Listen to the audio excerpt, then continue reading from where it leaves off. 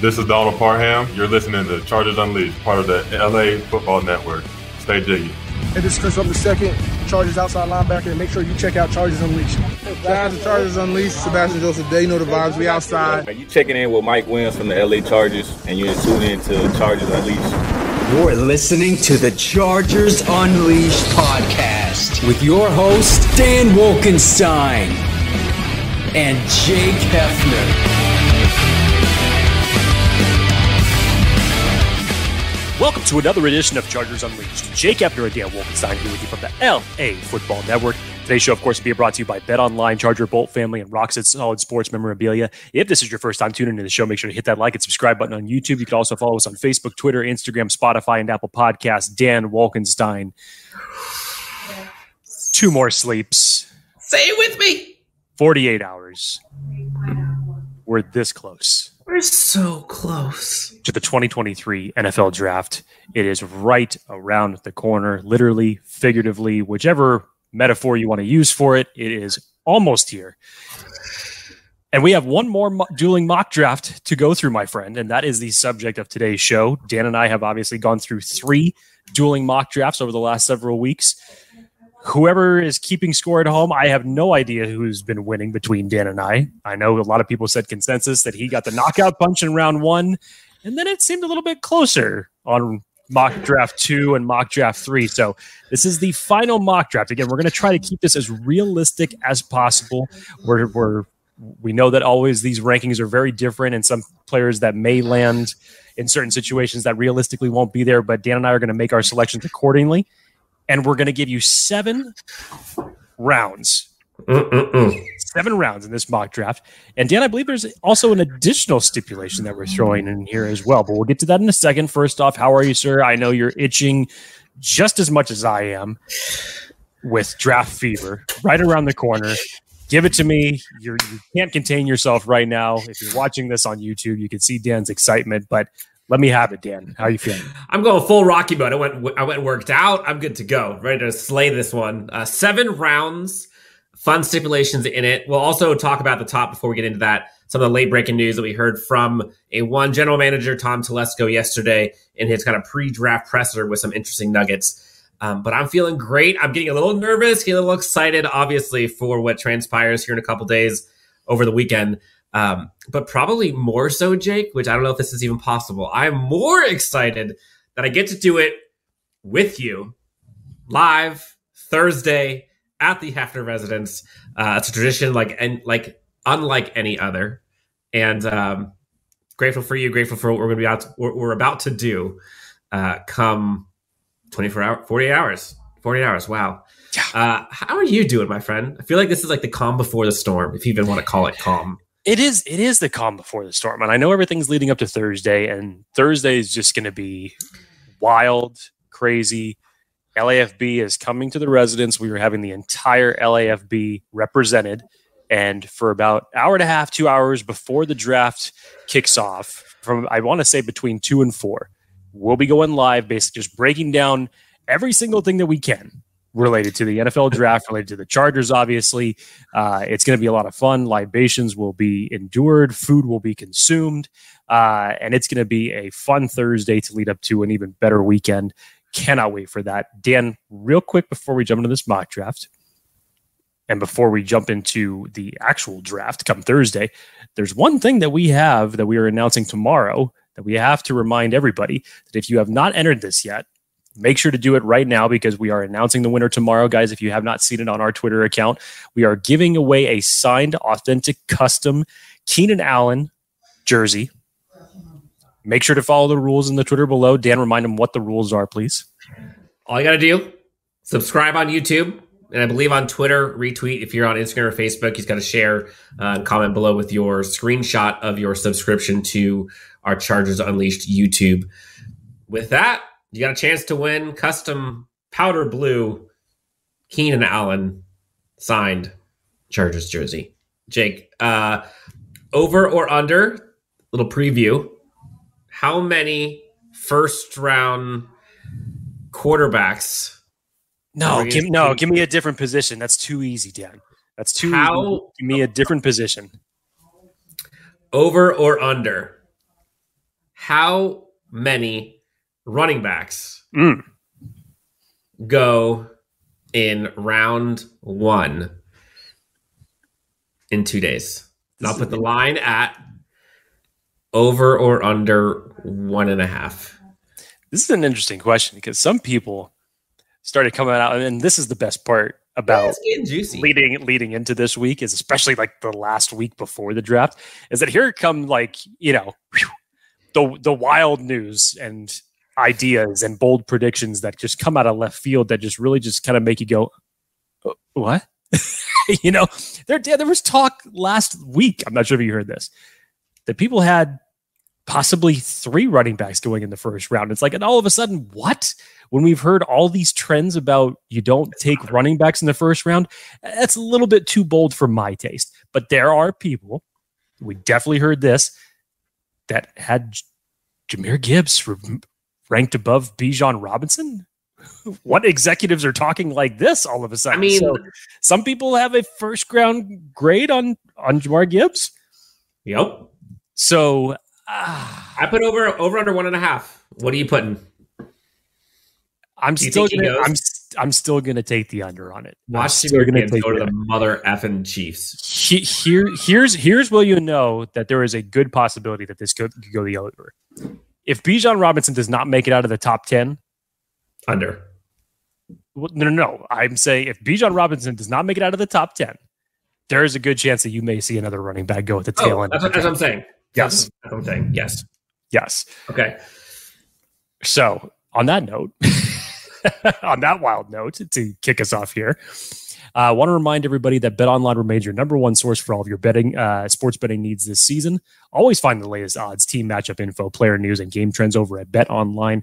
Always the fastest and easiest ways to bet on all of your favorite sports. Head on over to betonline.ag to join and receive your 50% welcome bonus with your first deposit. Just remember to use that promo code BELIEVE, that's BLEAV, to receive your rewards. BetOnline, where the game starts. Jake, so at one, Tom Telesco had a press conference yesterday. And of course, didn't lie once, shared all of his cards. Oh, yeah. No subtlety. No subtlety at all. Lions season for all 31 GMs except for the Chargers. No, we're kidding. Did you get any takeaways from the press conference draft-wise specifically? Draft-wise? Well, because we know we'll talk about the J.C. Jackson thing in a sec, which is great news for those who have not heard. J.C. Jackson is looked at optimistically by Tom Telesco to possibly be ready to go by training camp, which is bonkers. It is bonkers considering the injury that he had. It truly would be amazing if that ends up happening. But we do have to remember, while it's good to hear that from Tom Telesco, the history of this team reporting on injury statuses has not been the most accurate. So It's nice to hear something like that. Let's revisit it when we get closer to June.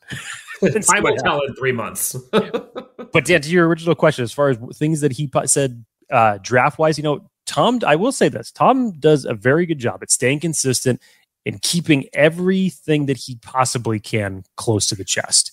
I think the only thing that he really decided to blabber on for and go off on a tangent was the tight end class and basically just describing how deep it was. Other than that, it was very much subtlety, whether it was about the wide receiver group and when you might target it, when it came to trading down, what your strategy is upon that. Again, he does whether we like it or not, he does a very good job at keeping things as confidential as possible. So to that note, once again, when it comes to the draft, we still really don't know what the hell is going to happen when the Chargers are on the clock at 21.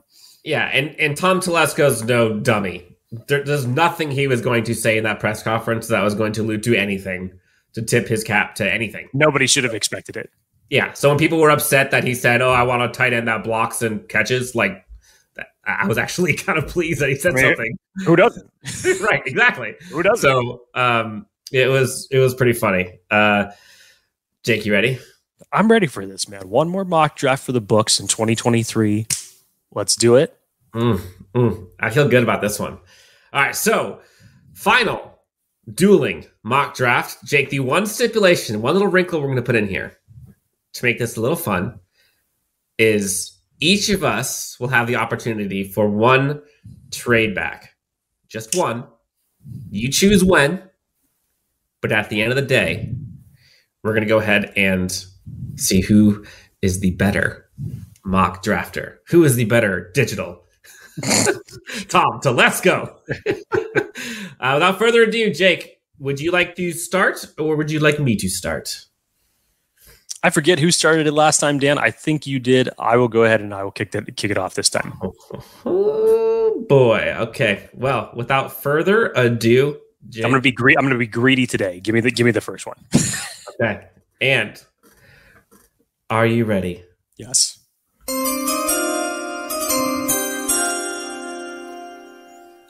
So, Jake, so as you can see here, so Dan initiated both drafts, as you can see on the left and the right.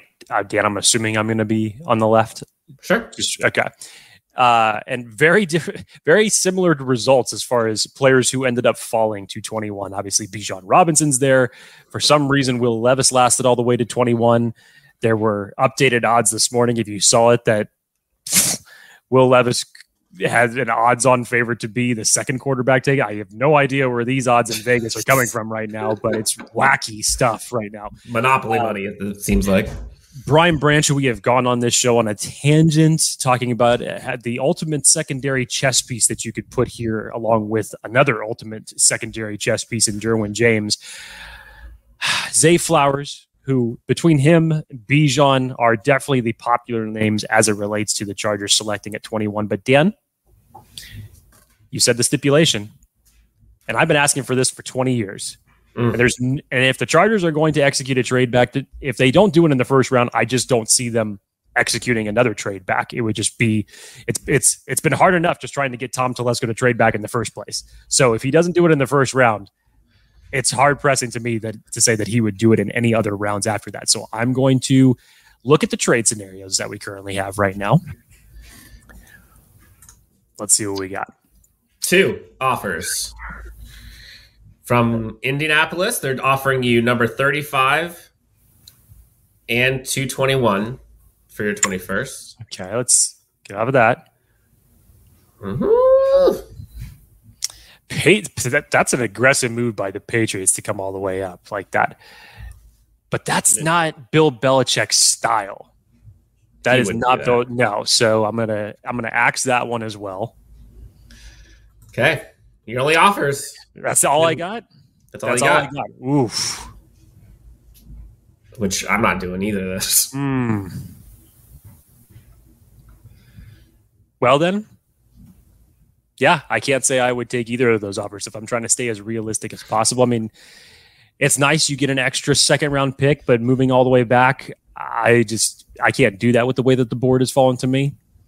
So you would not. So let's say Bill Belichick did this. You're getting 46, 76, 135. You're getting a crap ton of picks. Second, third, fourth, 2 6s, and a 2024 fourth. I mean, this is remember, this is Bill Belichick. This isn't Mike Ditka. So I just highly doubt that a trade like this would actually be possible coming from him. So I'm not going to roll with this. Right. I thought I was going to trade, but apparently I'm not going to, given what my offers were. So in that circumstance,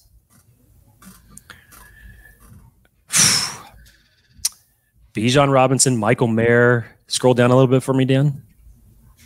Addison, Branch, Zay Flowers. All your guys are on the board at this point. Except for Nolan Smith's probably the other one. That would be the one outlier that if you were to fall there, this would be a slam dunk for me. Well, under the circumstances, Dan, he's there. I have said my piece about Bijan and the circumstances that if the Chargers were to stick with that pick and select him, what that would do for you from a luxury standpoint to be great. How it impacts the rest of your draft, it means a hell of a lot of luck has to fall for you to prioritize the other positions of need. So we'll see what this does for me.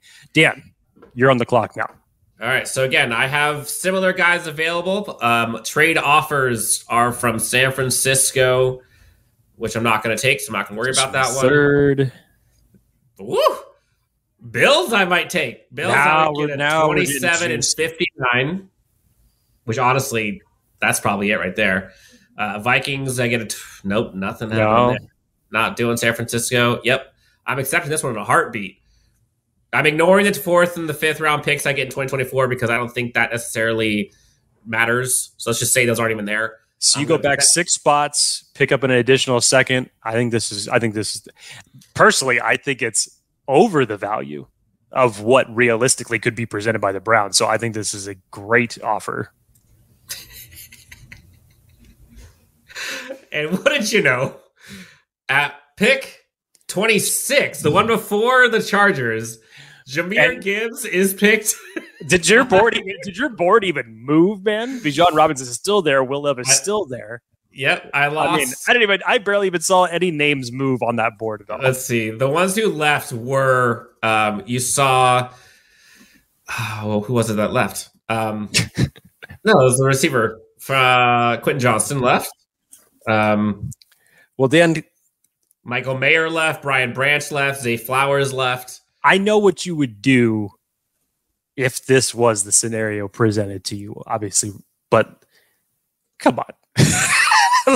Let's try to keep it as even keel as possible here. All right. So I'm not going to, but see, I mean, conventional wisdom, would you select Bijan Robinson if he was there at 27? 100%. Absolutely. There's no debate there. Of course. But it's hard enough for me to predict that he's going to be there when the Chargers selected 21, let alone if the Chargers were to trade back with Buffalo and he's still there on the board at 27. So in that circumstance, I mean, hey, this is your mock draft. So you do what you would want to do. But, we don't live in fantasy land, Dan. Mm-hmm.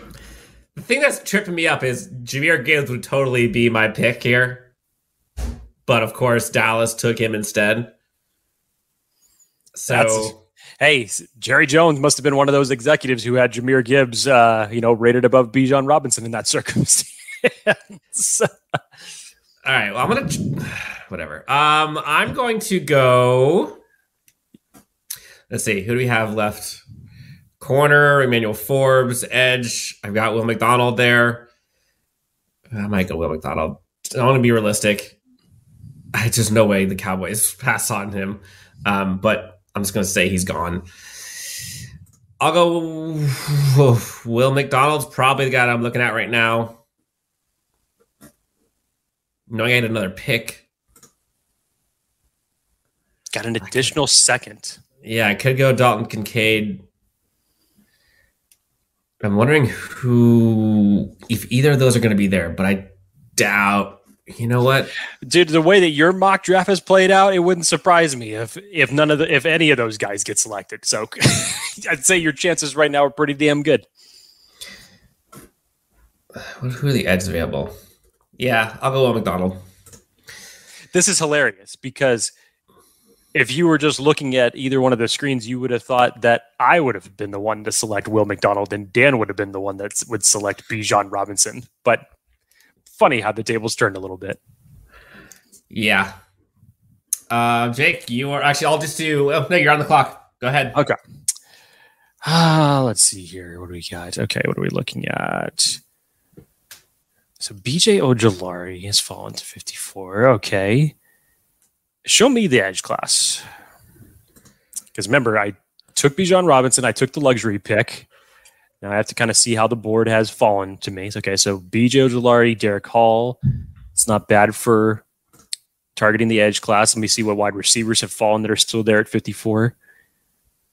Cedric Tillman's still there. Marvin Mims is still there. Tyler Scott's still there. I've said it before, and I will reiterate it and say it again. The emphasis for the Chargers to target edge in this class. And whether that is in round one or not, they have to target it within their first 2 picks. They just have to. It's hard for me to think about a world where they could possibly target edge after that. You'd have to have some severe luck with a certain edge player falling to you in the 3rd round for that if you chose to put it off that long. So in that circumstance, with the way that the board has fallen to me, I am going to target the edge. And I am going to select.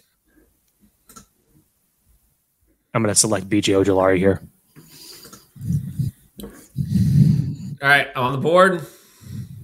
McDonald already as a Charger. Again, an additional second-round pick. One at 54. One at, I think, is 59. So I got 2 picks here pretty close to each other.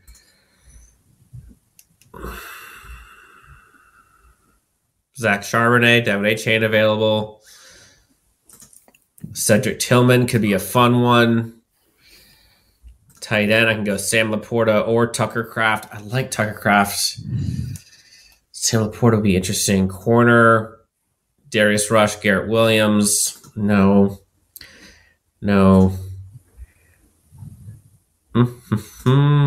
Jack Campbell's still there. Can you imagine Chargers fans if they went linebacker in round 2? Oh my gosh. That would be wild. It would just be like a Twilight Zone episode. Because what did we just witness this offseason and during free agency? And to come around with a response like that, it would definitely be something that would have to be played on the Twilight Zone. Yeah, that'd be wild. You know what? I think I'm going to go Tucker Kraft here.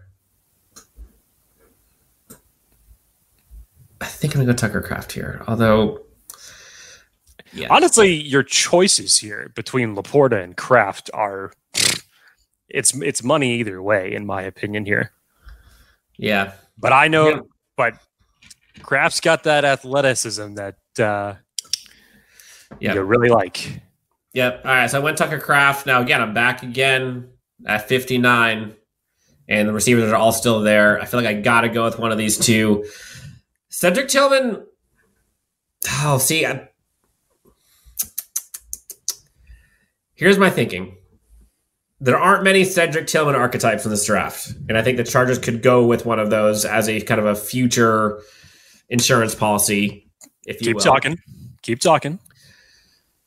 Marvin Mims, Tyler Scott, Tank Dell, like all these guys, I think could be available as kind of the speed option. Jaden Reed, Jonathan Mingo, like there's so many receivers, but a lot of them are not Cedric Tillman archetypes. I might get heat for this. I'm going to go Cedric Tillman.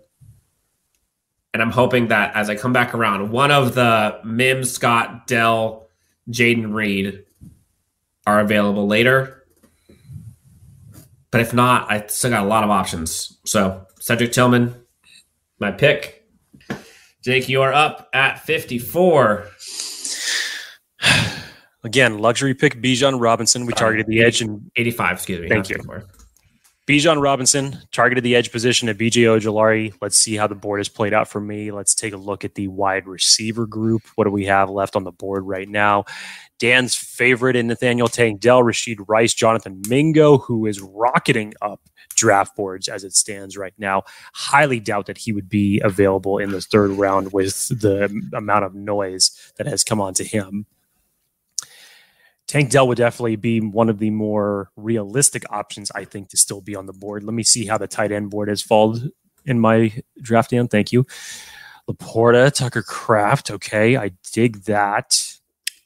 Again, I don't see either one of those guys. Schoonmaker makes the most sense probably to still be here in round 3. Tucker Kraft and Coons. I'm still going to stick to my guns here. And again, I want to try to keep it as realistic as possible. Dan, I'm going to take your boy off the board right here. I'm assuming my boy's synced up. Yes. Okay. All right. And Jake, wouldn't you know it? Round 3, I've got a chance for Nathaniel Tank Dell as well. Oh, that is sexy. When you just took Cedric Tillman, but see, here's the luxury of what trading back gives you. Yep. Pairing Cedric Tillman and Tank Dell together. Or hell, Cedric Tillman and Jonathan Mingo together. And the Tucker Kraft. What you've already done in your if you were to go that way. 2 tight end and 2 wide receivers consecutively would be unfortunately I also have unfortunately Garrett Williams, one of my favorite corner fits for the Chargers, is available. Mm-hmm. But again, I go back to what I think is going to impact this team the most. Correct. There's no way I'm passing Tank Dell. There's no way. I know people want to talk about wanting to stop folks. But look, if I'm Tom Telesco, I'm giving Justin Herbert all of the ammunition. Dan, something tells me if you had the option and if the This Chargers, year. yes, something tells me you may go 3 wide receivers deep in this draft. I might. One of them's got to hit, right? Again, All right. even in a fantasy world, this is what trading back can bring to you. All kinds of possibilities. Okay, so again, recap: Bijan Robinson for me, B.J. Ojolari following that, Nathaniel Tank Dell at 85. I'm now on the board at 125 with my 4th round pick. Dan, show me the board here. What do we got? Obviously, show me tight end first. Let's see how that board is played out. Zach Kuntz is still there, which I would very much be intrigued by. Let me see the cornerback market. Thank you very much. Corey Trice, Keyshawn Clark, Cameron Mitchell, Jamyrr Brown at safety.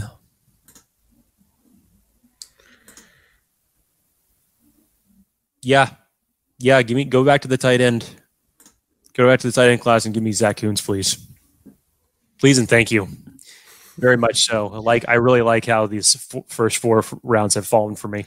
Even with the Bijan selection at 21, I still like that. That's the type of luck that the Chargers would need if they ended up having to go that route after selecting Bijan. You definitely needed some luck to fall to them at certain players of their need.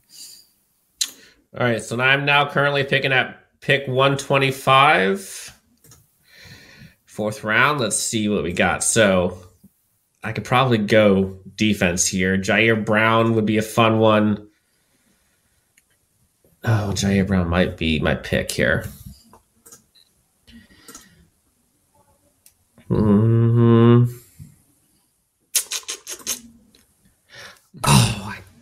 Jake, we haven't talked about linebackers that much, but what are your thoughts on Overshown out of Texas? I mean, I think this would be around the time where first of all, I would start talking about the linebacker conversation because we're now sitting in, what is this, round 4 for you? Yep.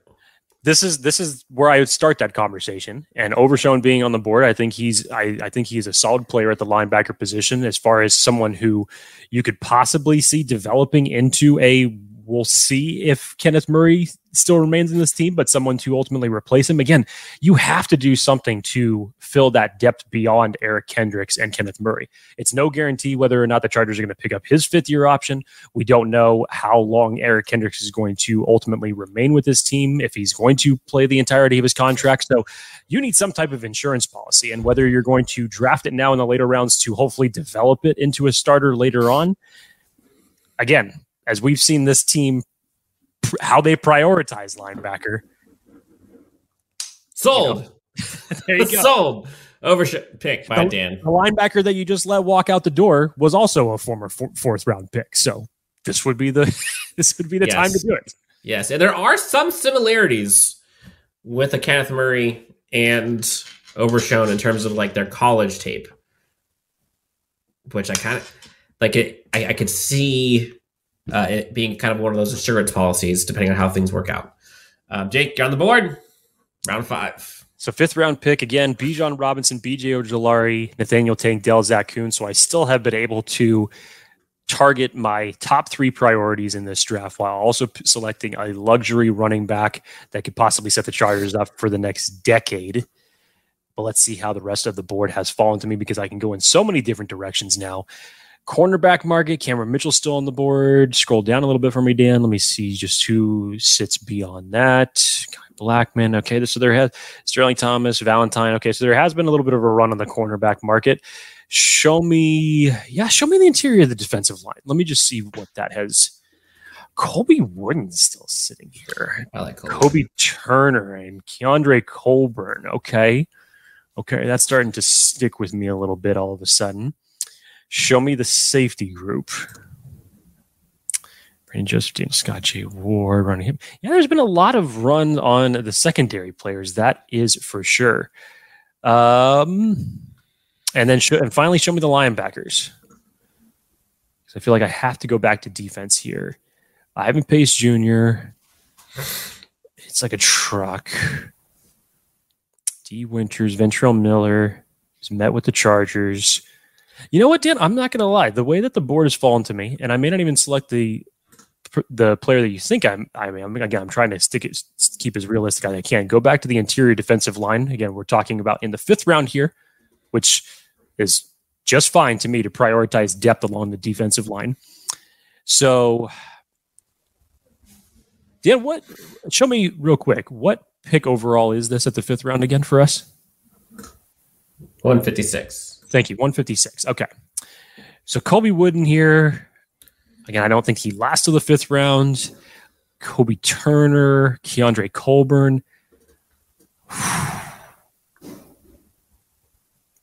If the Chargers are fortunate and Colby Wooden was sitting there, I think they would really enjoy that.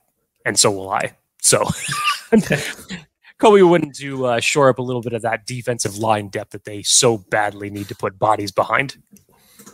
All right, I am up. I'm drastically looking at, I got a couple good ones on my options here. At the secondary. So for corner, got Control Clark and Cameron Mitchell, like both of them. Safety, Jay Ward, Ronnie Hickman. I think the cornerback one is the probably bigger need. Control Clark was in my Trey Clark, was in my top 5 for the Chargers. Best secondary, no brainer for me. Picking him up. You're on the clock, Jake. Round 6. Pick 200. Again, you have gone running back, edge, wide receiver, tight end, and defensive line.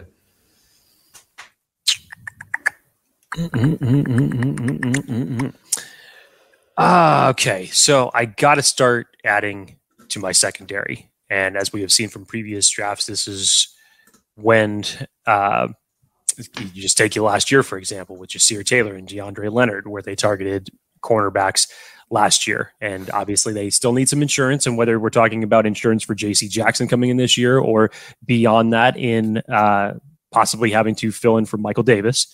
So how has the board fallen for me? Darrell Luter, Mekhi Blackman, scroll down a little bit for me, Dan. Ooh, so Sterling Thomas and Carrington Valentine are 2 names that really jump out to me here. I like Carrington Valentine. Carrington Valentine, I'm a big fan of as well. Sterling Thomas, we know that he has met with the Chargers. I think that this would be the realistic area to start thinking about if he was still on the board. I probably would say that his ceiling is maybe around higher than this. But yeah, I think if Sterling Thomas was still on the board at this point in time right now, I think the Chargers would be really happy with that. So target the secondary, Sterling Thomas. That'll be the selection.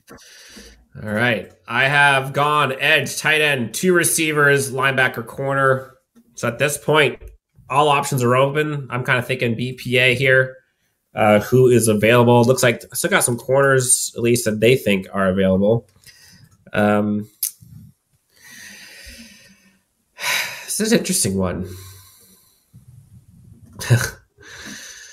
I can kind of go anywhere here. Tight end, I don't really need to go. This could be possibly where they look for their second quarterback.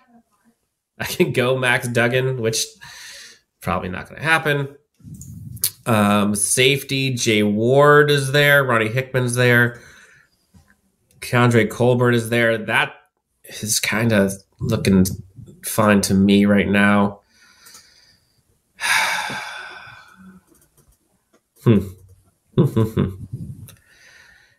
Offensive line is another thing too to think about later on for the depth position. Talk about it. If they can find a way to get a steal here, I would love it. None of the offensive linemen in terms of tackles are still there, but interior offensive line, I could still get a good one. Oh, McClendon Curtis is there. I'm just going to go BPA here, and I'm going to go with Nick Broker at a Ole Miss interior offensive line. Again, safety valve in case you need to break glass. Offensive line always could use more depth. That's where I'm going. All right. Round 7. Like you, Dan, I'm going to take a look at what the offensive line has given me as far as the board goes. Again, we're talking about the 7th round here. McClendon Curtis. John Gaines still here. I mean, come on. This would almost be too easy if this was the case.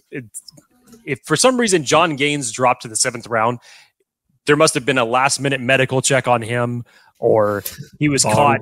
He was caught in a drug-filled situation, and his stock is just plummeting at this point. So, as enticing as this is to me, I'm not going to make the selection of John Gaines because he should not still be here on the board at number 7. So, I'm not going to go that route. But bring me back to the offensive lineman, Dan.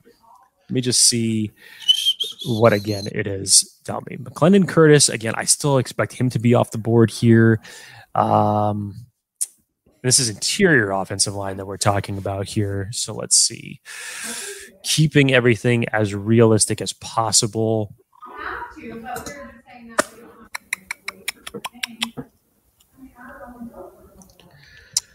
Antonio Mafi from UCLA would be another realistic option for him to possibly still be here. Dan, let's see. Yeah, that might be keeping everything as realistic as possible and shoring up a little bit of the offensive line depth a little bit. One last thing, I'm 90% sure that this is going to be the pick. Show me the safeties, because my brain is assuming that the Chargers would hopefully make a signing of a one John Johnson official following the draft so that they wouldn't need to necessarily prioritize this. And I'm not too thrilled about how the board has fallen to me here as it relates to the safety class. So take me back to the interior offensive line, and I will gladly take Antonio Mafi in this circumstance. All right. Oh, man, I am stuck between a rock and a hard place here. Final round, again, you're looking at round 7. This is just one. You want to take a flyer who you think could possibly strike gold. And my boy Trey Tucker somehow is still there.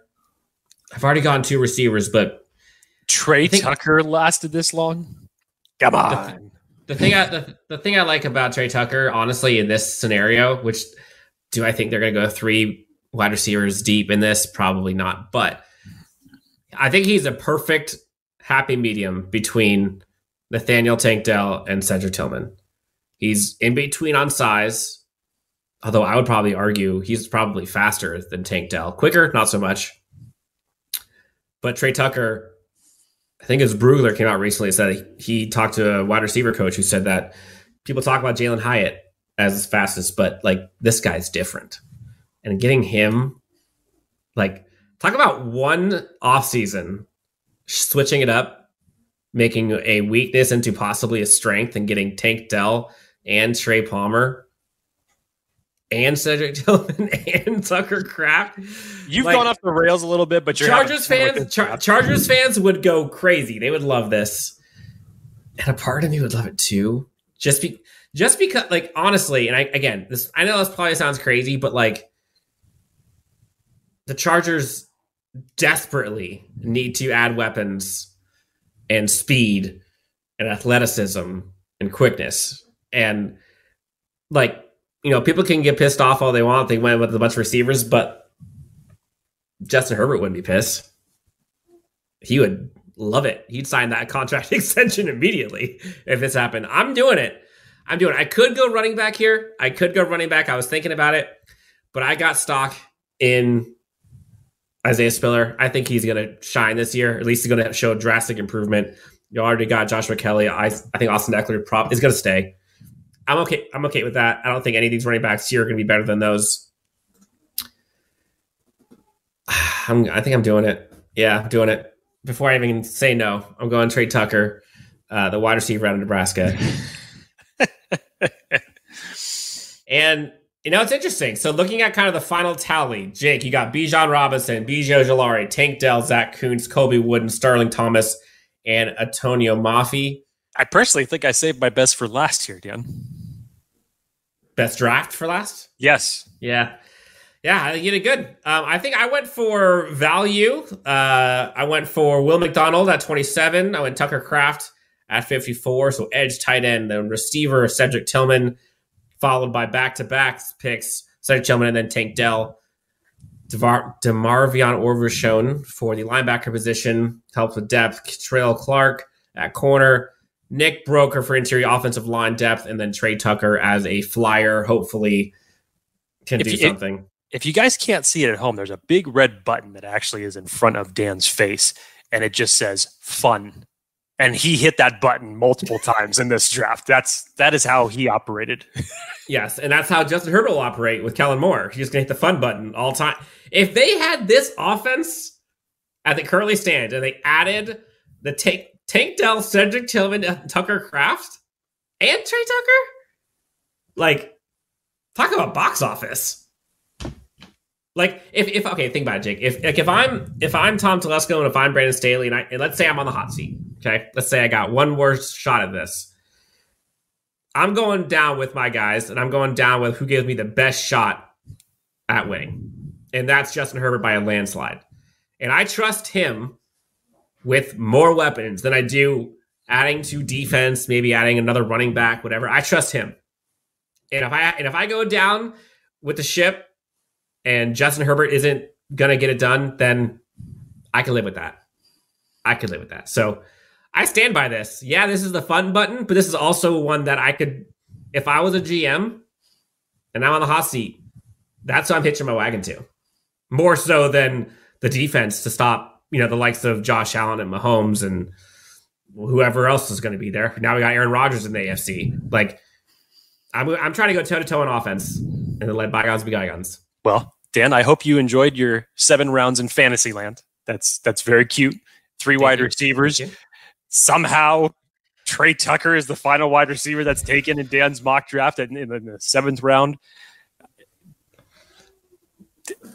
Draft rankings be damned, I guess, as it relates to Dan Wolkenstein. 3 wide receivers taken. Would love to see it. Weapons a la Justin Herbert, essentially. Jake, if you were Chargers fan base, which one of these would you rather have? Well, it's like hey, would you want more weapons or less weapons for your offense? I think the consensus would be I would want as many weapons as I possibly can get. To each his own, Dan. To each his own. Which would you rather have? Like, yours is, you put your top 5 picks that you made.